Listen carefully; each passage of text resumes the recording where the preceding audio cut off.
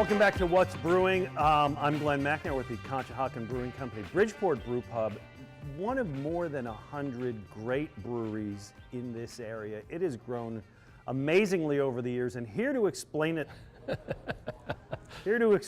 all, Professor Joe Sixpack. Okay, Prof? We're going to move through this quickly, and remember there's going to be a test at the end. Oh, geez, nobody told me there'd be math. All right, so the history of Philly beer in a nutshell begins with the barbarian years, 1933, end of Prohibition.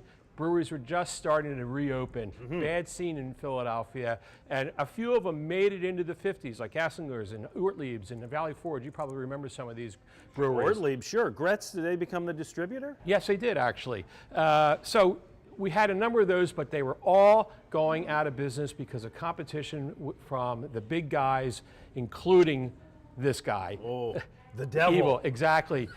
They were, thanks to mass transportation, advertising, they could control beer across the nation. All right, so little guys getting crushed in the 70s. Few left over that beer geeks in Philly would have looked for. Prior Double Dark, one of my favorites. So those are the barbarian years. Yinglings. Oh, he's Still there, you're right, absolutely. Still good. All right, so thankfully we had these guys come along, the saviors. Oh. This guy, Fritz Maytag, young Fritz Maytag out in San Francisco.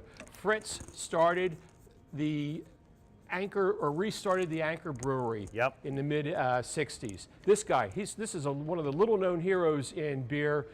Jack McAuliffe, he opened up the first, what we would call a craft brewery today, microbrewery, back in the 70s. Where was this? That was in California. Okay. New Albion. And finally, these three guys. These guys are heroes. Is that Alan Cranston? That's Alan Cranston, Senator? exactly. Great call. And the other guy there is William Steiger. He was a U.S. rep out in Washington. These two guys authored what became known as the Home Brewing Bill that was passed in 1978 and signed by this man. Oh, Jimmy Carter, thank you. So, home brewing. Peanuts with the beer, maybe in honor of Jimmy Carter, is not a bad thing. Exactly. All right, so the late 70s, we see the genesis. Exactly. With a small brewery, brand new brewery local, and now you can do home brewing legally. Okay. Home brewing leads to the pioneers. Home brewers start making their own beer and with really good, interesting flavors. This guy, Charlie Papazian, one of the fantastic people in the beer world. I love his saying there, buy a man a beer and he wastes an hour, teach a man to brew and he wastes a lifetime. So, most of the country, in the West, we start seeing all these new small breweries opening up. In the East, we have a few small breweries opening up, but the model seems to be instead contract brewing. The Lion Brewery becomes a contract brewery up in Wilkes-Barre. So we had brands like Tun Tavern and Dock Street. They start brewing there. Meanwhile, the last original Philadelphia brewery, Schmidt's, out of business in 1987. It's a crime. It was. But within a year, two great things happened. Carol Stout, small picture there. Carol Stout opens up Stouts out in Adamstown, and Sam Adams opens up a brew pub in Center City. Great period. Meanwhile, in the city, beer drinkers are finding that they can find these other interesting beers in some of the brand new, or rather in some of the great bars that are becoming more like beer Khyber bars. Pass, love Khyber Pass. One of my favorite Great places. place. Second oldest bar in the city. Bacon popcorn there, phenomenal. Yes, it is. It is. Okay, and then the infamous Michael Wait Jackson. a second. That Michael Jackson? Sorry. That Michael Jackson.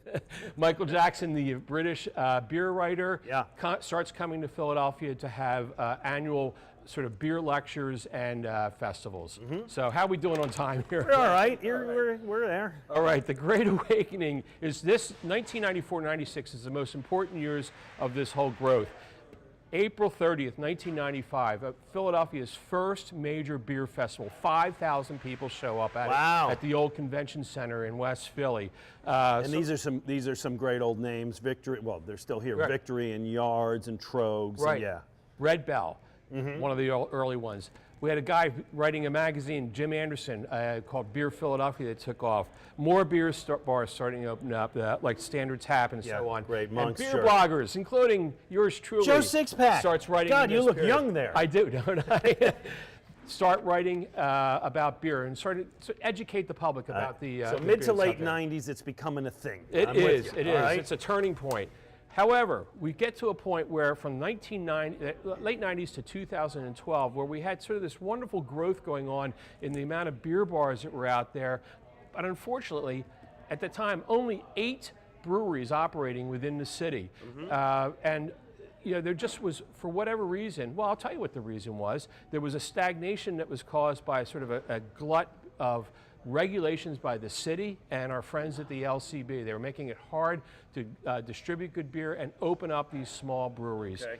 Meanwhile, Philly Beer Week gets formed in 2008. Thank you for that. You're welcome. And so there's like a clash between regulation and then recognizing that beer is growing and we want to promote it as a city asset for tourism. All right, so we got some growing pains, but there's definitely the genesis of something good. Yes, All exactly. right. There's good beer there. All right, and finally, we're going to go down, skip right ahead to the gold rush. In 2012, New Jersey makes it easier for breweries to start selling the beer directly to the public. Good. Big Someday move. they'll actually let them sell food, too. 2013, I know you're a big fan of canned beer. This is an important time. These mobile canning units start showing up in Philadelphia, and it makes it easier for small breweries to reach out to more people. Use them here at Conshohocken Brewing Company, yep. 2015, Pennsylvania approves the G license, which is similar to New Jersey's, where you can sell directly to the tap room, and we're starting to see it easier to open up breweries and tap rooms.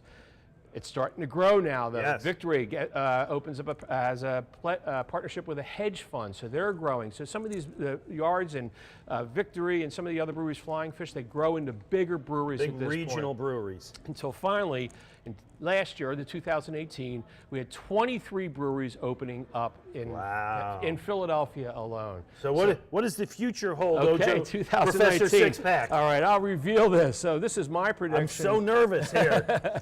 For 2019, the Philadelphia area will have 160 breweries operating. Wow, and our goal is to get to every one. We will. I feel so much smarter now than I did 7 minutes ago. You will be tested. That was brilliant. I hope you learned something and had a good time, because I did too. Coming up, we're going to interview 2 of the guys who are among these great brewers from Conshohocken Brewing Company right here on What's Brewing.